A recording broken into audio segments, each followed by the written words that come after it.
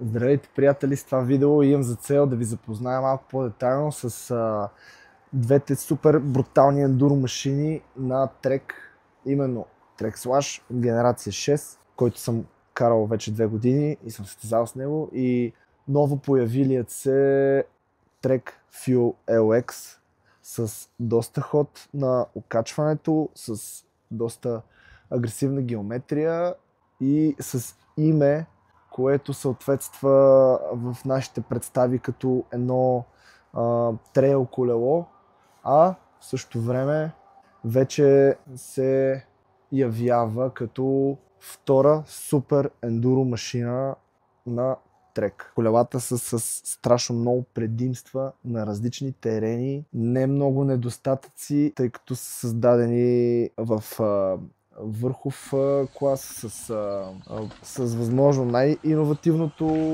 окачване и геометрии на Трек. И ще добавя просто едни такива неща, които съм усетил аз сам за себе си, които трудно ще намерите в ChatGPT и в другите видеа на различни езици. Започвам с Trek Slash генерация 6, като разбира се ще обърнем внимание на тия всичките ролки, които са му накичали на това колело, хай пивоти и така нататък. Има ли смисъл, няма ли смисъл? Със сигурност има огромен смисъл цялото нещо и със сигурност се усеща уникално чувство, все едно, че нямате верига надолу, докато карате колелото си. Дали те рефлектират на въртенето? Да, със сигурност, когато педалирате за по-дълго време, в един момент ще започне да гледа така надолу.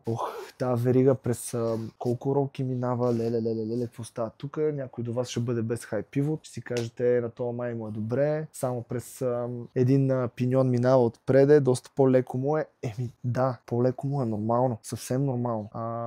Интересното при тази рамка е, че колкото и да ви се струва комично, така са го разработили от Трек, че в моментите на състезателното трасе, където трябва да спринтираш, късите участъци се преминават за супер кратък период от време, просто защото в момента, в който се изправиш и тръгнеш да спринтираш, отзаде кобилицата спира да се клати, да мачка шока, колелото сякаш се заключва само и ускорява супер приятно напреде, колкото и комично да звучи, защото това все пак си е тежко колело, нали? Всеки може да му провери грамажа навсякъде и да види, че колелото е направено по изключително стабилен начин. Супер близко е до даунхил колелата като геометрия, като окачване. Отзаде няма слаб лагер, няма малък лагер, не е пестено по никакъв начин и всичко е направено така, че да преминавате безпроблемно през най-агресивните даунхил трасета, през най-големите дропове, да се хвърляте и въобще да не ви мигва окото. Като ще добавя още смесените гуми, защото слашът в генерация 6 на Трек идва с 27,5 отзад и 29 отпреде, а в момента Fuel LX, който ще карам през следващия сезон, е с 2,29. И относно тая цялата работа съм на мнение, че абсолютно всеки един от вас трябва да тества. Хубавото и при двете рамки е, че си имате възможността да тествате с 27, с 29. Има отдолени мънички, кобилички, които се прикрепват на рамката, там където се монтира долната част на шока. Сменят се, т.е. при промяна на това нещо по никакъв начин не ви се измества надолу, нагоре, седалковия ъгъл и така нататък. Нищо не се променя, просто сменяте ги тях, слагате си 29-ката, колелото си остава там, където е било. Сменяте ги тях, слагате си 27-цата, отново имате една супер балансирана позиция на тялото. Преминавам напред към Fuel LX.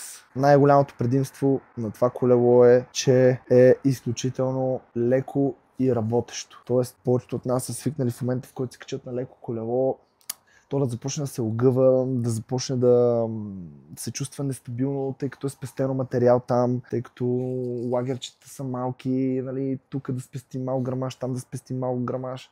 И да, и аз в интерес на истината в началото имах така малко консерватизъм относно Fuel LX и нямах търпение да пробвам да видя дали е стабилно, защото аз съм луд на тема да е стабилна задната част на рамката и да не се огъва и усуква при натискания, при завиване, при офкембъри, при такива резки смени в посоката.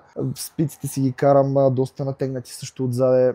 Искам отзаде всичко да е в една права линия и да няма никакво усукване вляво и вдясно. Въз основа на което нямах търпение да се уверя, че Fuel LX е така и да, изглежда меко, обаче в момента, в който тръгнеш да караш, колелото е изключително стабилно и с този Fox отзаде X2 е подобно на даунхил колело, усещането супер залепено е и за терена и в началото си мислих, леле, сега се качвам на едно супер игриво колело, с което ще мога да си подскачам тук и там, нали, за разлика от Trek Slash в генерация 6, който е доста по-залепнал за земята и определено предимство му е в скорост над 30-40 км в час. Всъщност се оказа, че и Fuel LX е едно изключително способно колело, което все още не съм карал на възможно най-трудните даунхил трасета в България, както съм карал Слашът. Но на първо четене беше толкова стабилно на трасета, по които съм минавал с над 25-30 различни велосипеда,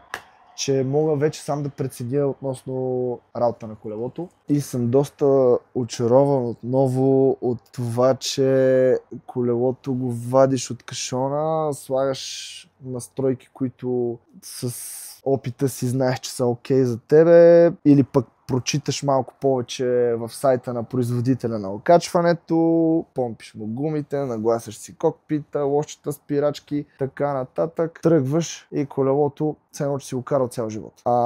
Това също ще ми е трудно да го кажа за Слаша. Да, качваш се на Слаша, работи супер брутално, но всъщност ти използваш доста по-малък процент от капацитета на колелото, тъй като и двете колела изглеждат сходни, но работят по доста различен начин. Иначе казано, за да настроиш Слаша да работи доста добре на малките неравности и да се справя също толкова добре и с големите препятствия, си изисква, ще поне при мене, закачане на телеметрия. Благодаря на моите приятели за съдействието, благодаря на Стефан Tension, който ми закачи телеметрия на колелото и след цял ден каране успяхме да настроим и да получа максимума от това колело и съм почти сигурен, че много от вас, когато се качат за пръв път на Слаша или за пръв път на Fuel LX, ще се съгласят с това, което казвам. Просто едното колело качваш се и все още си го карал цял живот. Другото качваш се, работи брутално на някакви места, минава така както никой колело, което до сега си карал, но пък на други места се държи странно, особено като малко намалее скоростта. Нали, представете си колко е плюшен LX при по-ниска скорост, колко е повратлив, колко е лесен за маневриране. Представете си Слаша, който е малко по-тежък, който си е направен за доста по-висока скорост. Как се усеща една разлика? А вие в началото, като карате на 70-80% от възможностите си и се усеща драстично това нещо. Но аз сега с Fuel реших да пусна спирачките на една права секция на пълна газ, просто за да видя какво съм настроил по окачването, как работи колелото, какво се случва с него и бях супер очарован от скоростта, която поддържаше и не ме разклати нито вляво, нито вдясно, нито ме ритна нещо, просто каквото и да имаше на пътя беше тотално изяден от колелото и аз само стоях и се радвах. За което, относно виражи и двете колела, в момента в който ги покарате малко, ще разберете, че завиват на ужас. Относно скокове, това са топ модели на световния пазар. Поглеждаш напред, виждаш скока, искам да отида там, просто хоп, вече си там, без никакъв консерватизъм.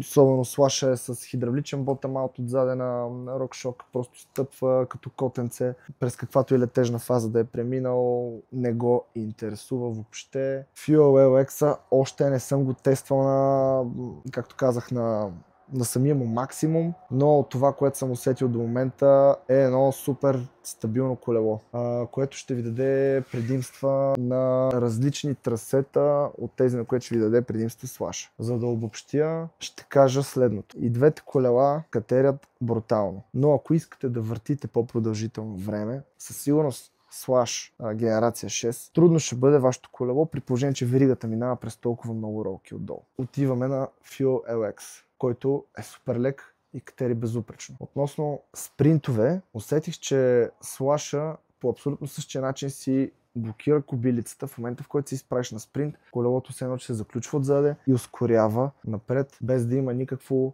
отнемане от вашето усилие на педалите, да се отнеме това усилие от амортисьора, вместо да се пресъздаде в ускоряване напред. Това го има и при двете колела и са отлични спринтьори. Тоест и с Slash и с Fuel LX съм сигурен, че дори и Slash да е по-тежък от Fuel LX, няма да усета никаква разлика на спринт 50-60 метра или на някакъв участък от етапа, в който трябва да се изстрелям. Ще бъде почти сходно и с двете колела. Независимо дали е равно или е катерене. Относно каране на даунхил. Ето въпрос си го задават много от нас, защото искат да си купят ендуро колело, с което да карат навсякъде. Истината е, че вие и с двете ендуро колела може да карате навсякъде. Но Fuel LX стои малко по-високо. Той си е една ендуро машина, предвидена за истинските ендуро трасета. Тук говорим за една смесица от абсолютно всичко надолу по терена, сингъл траци, завои, технични участъци, които пък се комбинират с даунхил участъци, които пък се комбинират с скокове, които пък се комбинират с uphill, изкачвания и така нататък. Тогава отиваме на Fuel LX. Според мен той ще има повече предимства. Обаче, отиваме на едни други състезания, ендуро, в които дори има доста кръгове от световната купа, които са чист даунхил. Тоест, даунхил трасето виждаме по световните купи, преградено с ленти, отбито в ляво и в дясно даунхил трасе, скорост висока. Отделно искате да карате по всички даунхил трасета, искате да сте една идея по-ниско като цяло на колелото, да сте в една идея по-агресивна позиция надолу по склона. Въпреки, че и двете колела са сходен челен ъгъл, както вече споменах, Fuel LX стои малко по-високо от Slash.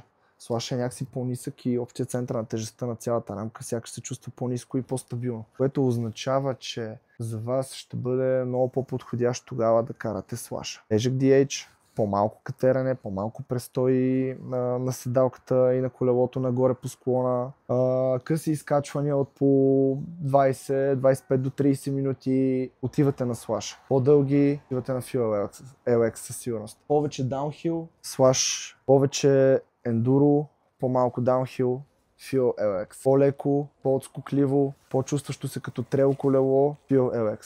По-тежко, по-газещо, по-стабилно на по-тежките терени, Slash генерация 6. И с това мисля да приключа видеото и се надявам силно да съм бил полезен. Ако имате въпроси или ако имате още какво да кажете, давайте долу в коментарите. И ще се радвам да се видим по велотрасетата и да дискутираме и на живо абсолютно всичко, което ви интересува. Чао и до нови срещи! Wow!